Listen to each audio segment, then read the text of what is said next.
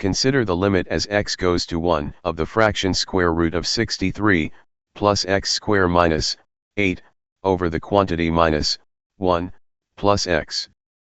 In order to simplify the radical term, we need to use the conjugate expression. Then, we have to multiply both the numerator and denominator with the conjugate of square root of 63, plus x square minus 8, which is square root of 63, plus x square plus 8. This means that, we have to expand and simplify the whole expression using basic algebraic techniques. The problem becomes, limit as x goes to 1 of the quantity minus 1, plus x square over the quantity minus 8, plus 8x minus 1, plus x times the square root of 63, plus x square.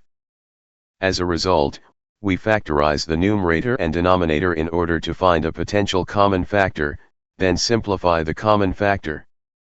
In sum, when we plug 1 in the new expression, we find out that the limit is 2 over 16.